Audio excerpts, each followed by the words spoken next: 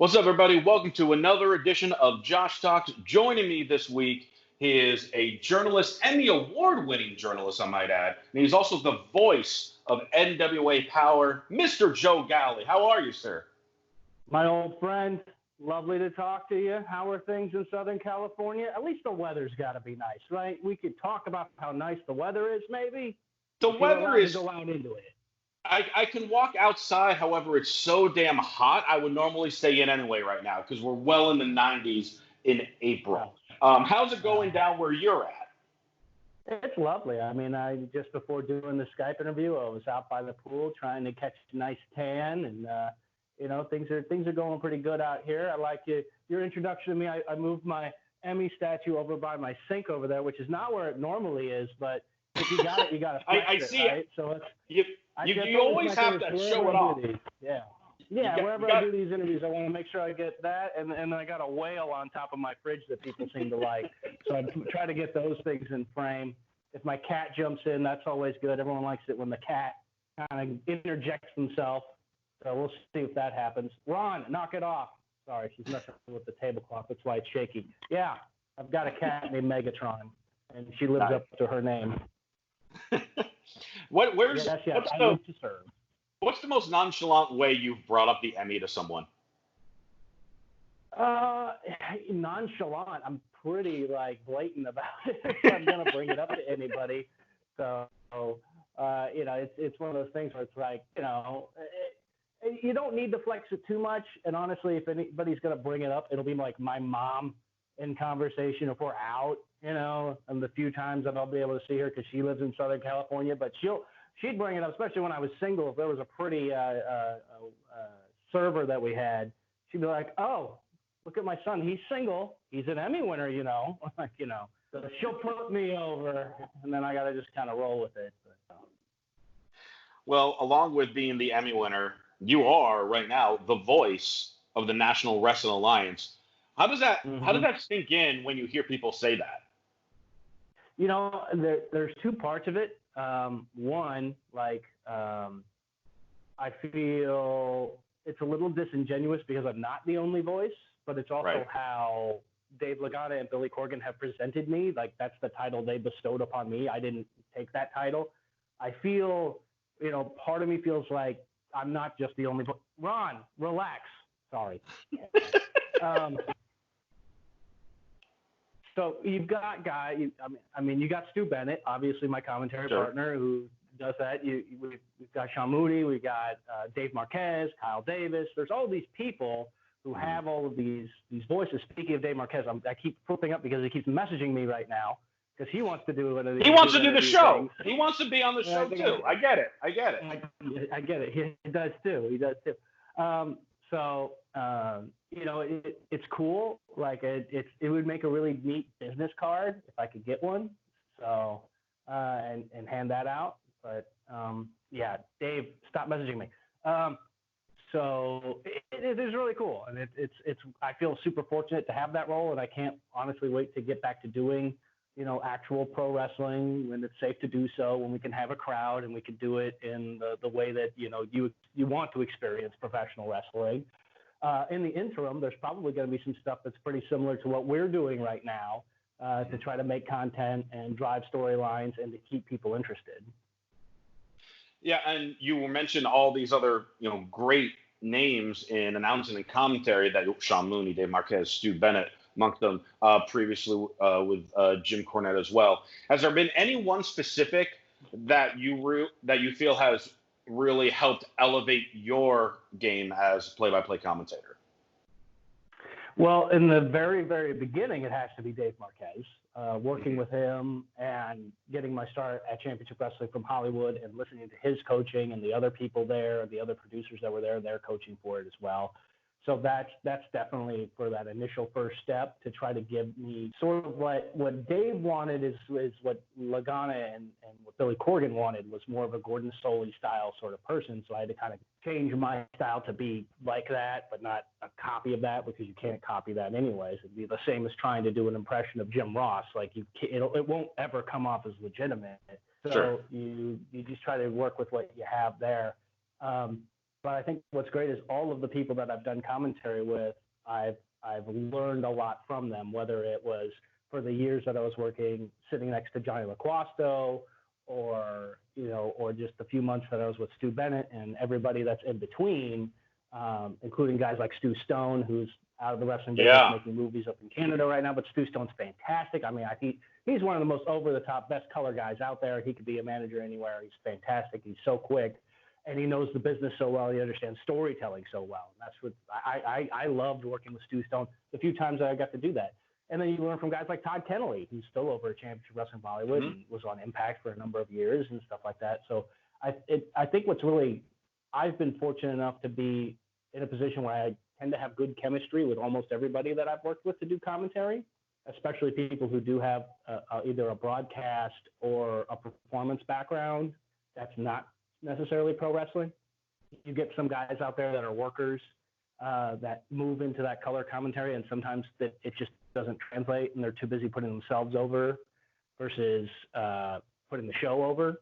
But there are always exceptions to that as well. I think one of the best examples of that is Dan Joseph, who did it for over a year while he was recovering at Championship Wrestling from Hollywood. After I think he blew out a quad. I can't remember his injury, but he had an injury that needed rehab, but he wanted to work, and he was so good. I hate that he's back and wrestling, and they're television champion right now, I believe.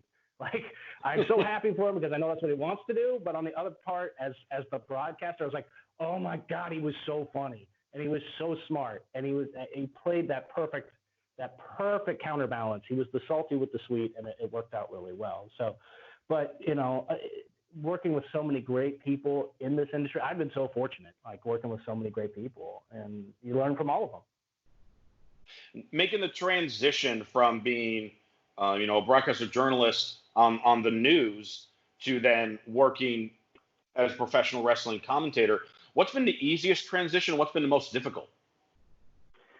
Well, Josh, I mean, we go way back, and way back in the day, I was a worker. And you were. That was even. Do we want to talk about that? Do we want to talk about that character? I wrestled for a number of years as Haynes Classic. It was an underwear model gimmick, and it was a super joke. I obviously didn't have the body for it, and so it was. What I like to tell people is it's a very very bad version of what Joey Ryan does very well right now. So, and there's no way it would have been sustainable. There's no way I could have been able to work in television anywhere really with that sort of gimmick, and it would have changed. But that doesn't matter because most wrestlers go through several gimmicks throughout their career. There's very few people that like, I'm just going to do this, and that's what carries them through their entire time. I mean, even you look at top guys like The Undertaker. Think of his transformation over the years as to all these different versions of The Undertaker that you have. So there would have had to have been that. But at that same time, I was either studying to get into broadcast journalism, or I had started my career in broadcast journalism while I was still working in the ring. And so I think what's great is that when you have television news and you have professional wrestling, especially television professional wrestling, goal number one is to tell a story. So that's all it is. And when you really break it down to its finite, you're doing storytelling, and the objective is to make sure people don't change the channel, or if they're watching a live event, that they're enjoying themselves and they're feeling something, whether they're feeling happy the babyface is going over, or they hate the heel for, screwing over the babyface. Like, you want to have that. So being able to work in both those industries with basically a similar goal, one hand washes the other, which is so important these days. But you wouldn't be able to. It just helps with both. And I think without having the experience in pro wrestling, I doubt I would be a professional journalist. And so it really, that level of storytelling and understanding that, and understanding the importance of something being entertaining.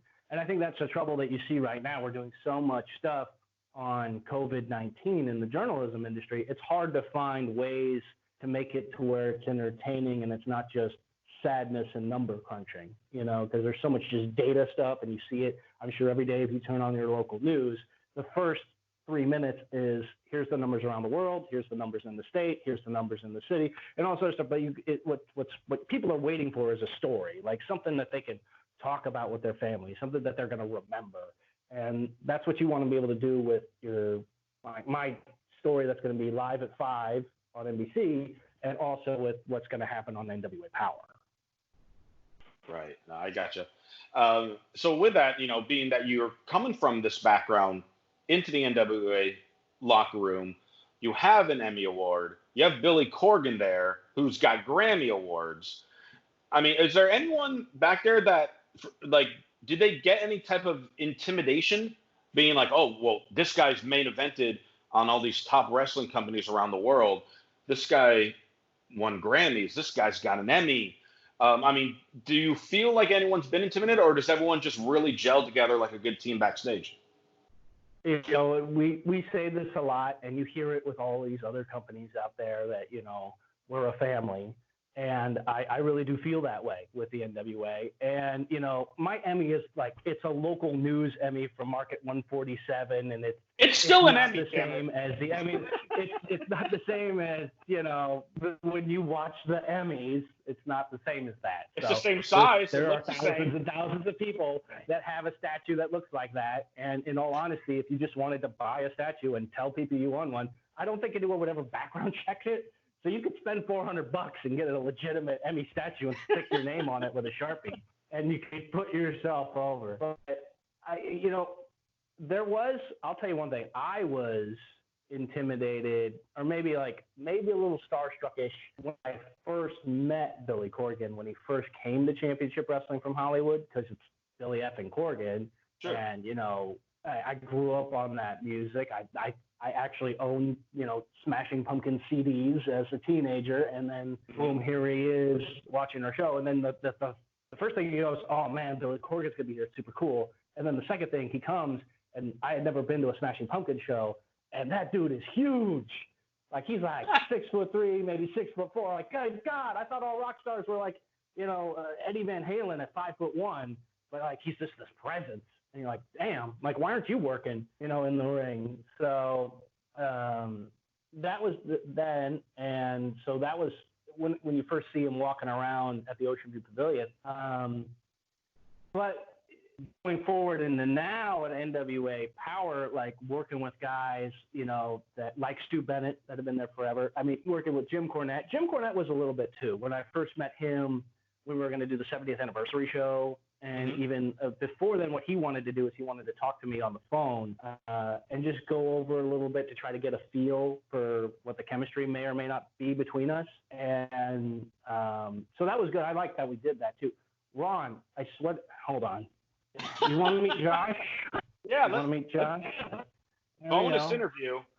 There Bonus it is. interview. This is Megatron. I found her on the side of a highway in Carrizo Springs, Texas, when she was the size of her own head.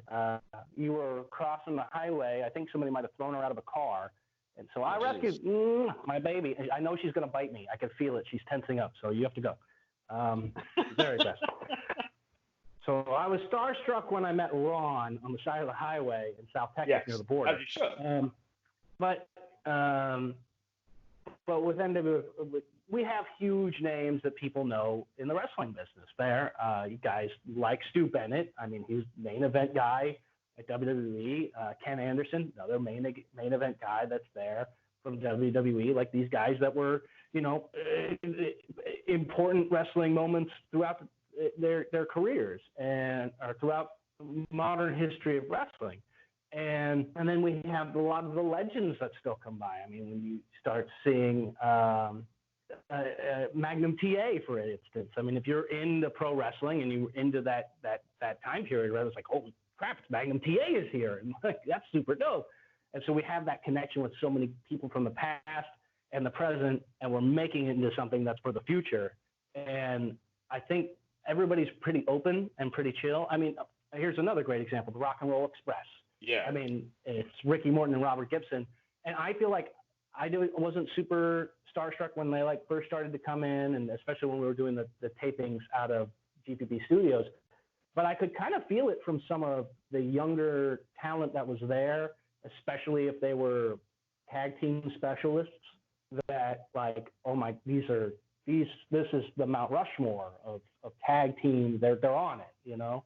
And so you could kind of feel like, and what's really great is everybody's so open to having conversations, telling you old stories, and also giving their feedback and their opinions. And I think that's what's so great about having guys like Ricky and Robert in the back, is we could have these matches, especially when we started to do the Circle Squared, where we're having newer talent come in and basically audition for a spot on the show, and they can go back after the match and talk to Ricky and Robert, ask them their opinions, and they'll give it, and they'll help them out. And I think that's so important. It's so essential to have that expertise that's there and have them be able to teach everybody there and to give advice.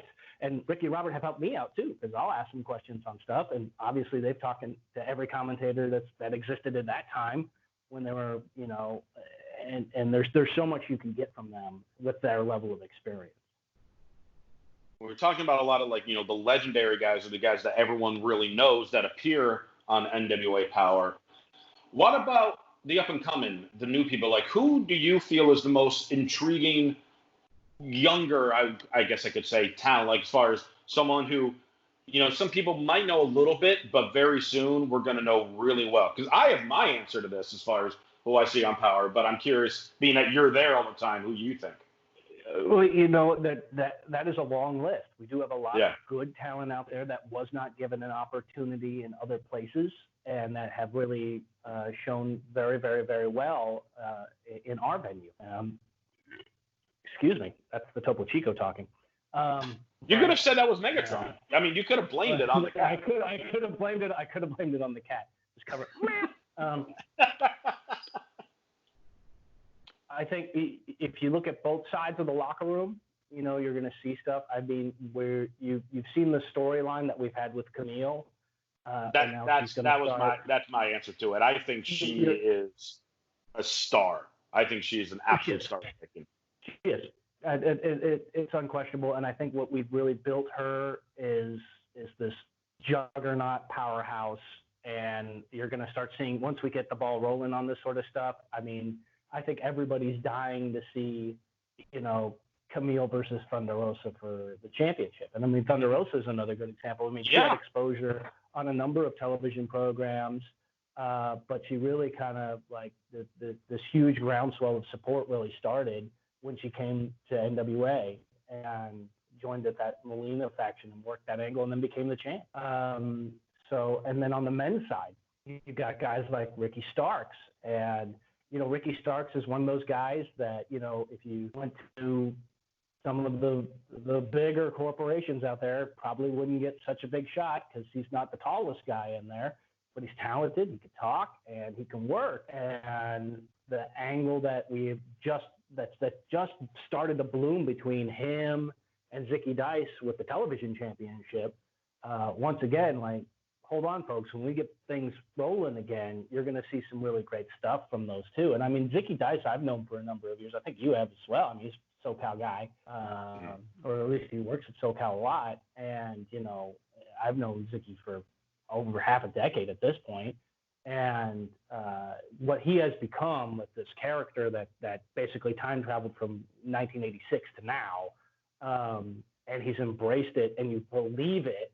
And it's ridiculous and it's over the top, but there's a level of believability because he believes it in himself. And so that's what makes that character work so well, especially in our environment on NWA Powerrr. And so it's cool. Like we've got some, and who knows who's going to come out and want to be a part of it. I could tell you when we started to do the Circle Squared, I didn't see the applications that were coming in from people across the country and across the world that wanted to be a part of it, but we got thousands of people that wanted to be a part of this program. And one of those people could be the next big shot. And then, you know, they'll come and they'll show their thing. And then, you know, 5-6 years, they could be, you know, holding the 10 pounds of gold. So you never know what kind of, you know, gold we're going to be able to dig out of this mine of enormous talent that's out there in the world. Yeah, definitely. And with that, I know obviously we were supposed to recently have the Crockett Cup. Naturally, that has been postponed with everything going on with COVID-19.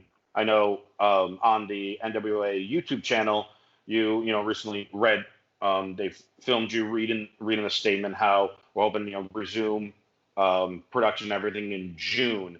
As of now, I mean, it's April 26th that we're filming this. Is there any additional updates that we can relay to people, or is it still kind of tentatively in June?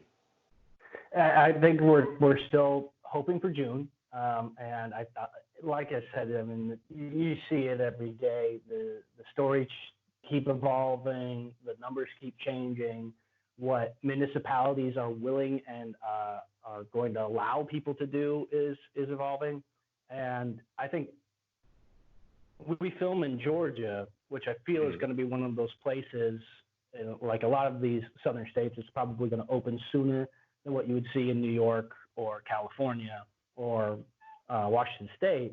But at the same point, we're taking all of these professional wrestlers from all over North America and having them go to this one location, which means everybody's got to get on a flight, everybody's got to get in a hotel, and things like that. So I think the safety of the athletes and the crew is paramount for Dave and for Billy. And the last thing we want to be is like the wrestling organization that was the first one to have a show with a crowd, and then everybody got sick.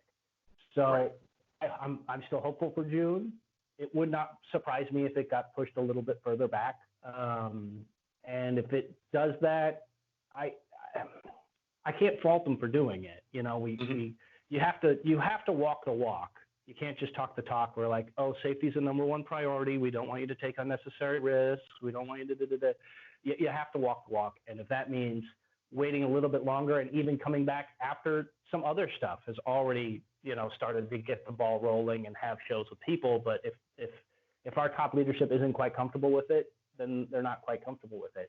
I would love to be able to do it today. I think everybody would like to do that. I think anybody who's a wrestling fan out there is dying to go out and go to a Monday Night Raw taping in their town, or watch an episode of NXT that's in Full Sail, or come on down and fly out to Georgia and be a part of our show. I think everybody is starving for that, like they are in all sports, really. I mean, that's I can't imagine what it's like for people who are passionate basketball fans. I'm talking to you from San Antonio, Texas, and the only thing they have here is the Spurs. And so without the Spurs, and I'm a diehard basketball fan, so I've been going crazy.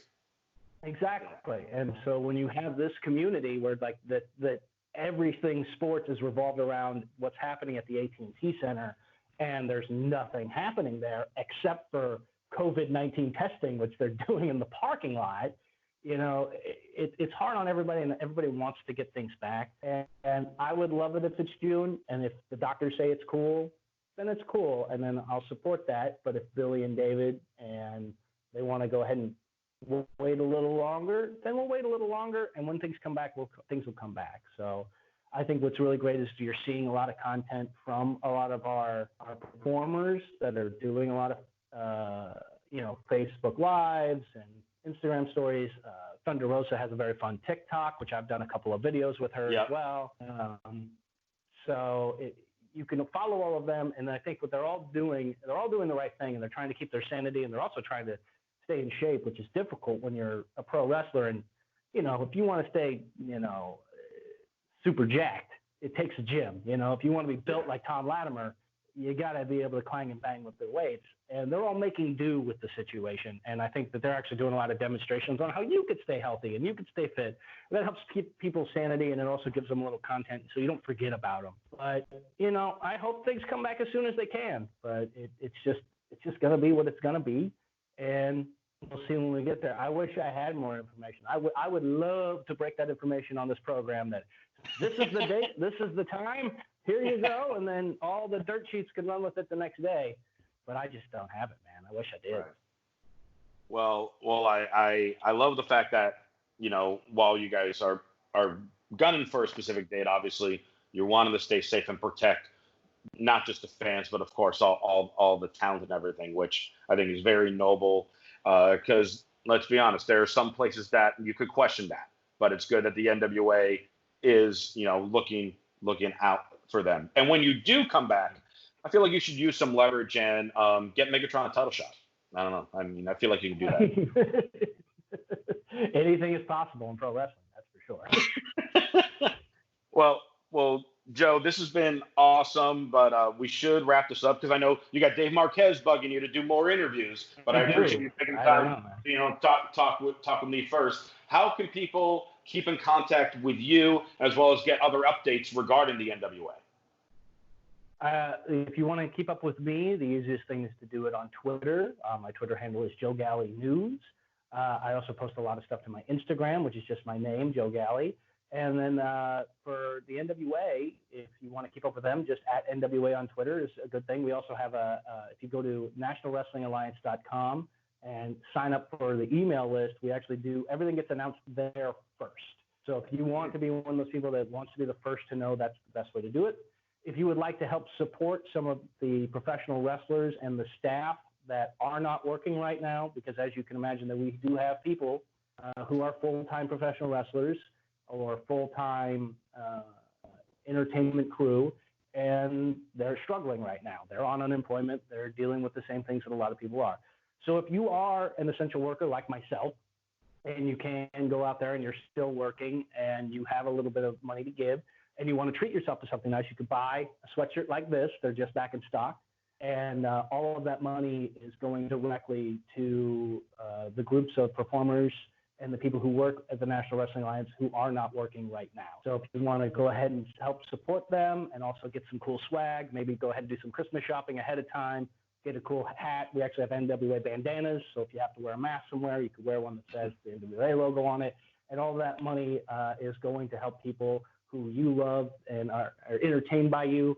And we'll be able to come back soon, but you'll be able to put food on the table for a lot of the folks out there that are our stars. So if you head to nationalwrestlingalliance.com/shop, all that stuff's there, and all that money is going to help support the people that you love. That is fantastic. Guys, please go and support professional wrestling as a whole. This is a great way to help support the men and women at the NWA. You can follow me on Twitter and Instagram at Josh_Tariff. Please like, share, subscribe this video, and all the other videos that you like. Thank you guys so much for tuning in to Josh Talks. Joe, thank you so much for being here, and we will see you guys next week. All right, peace and love, man.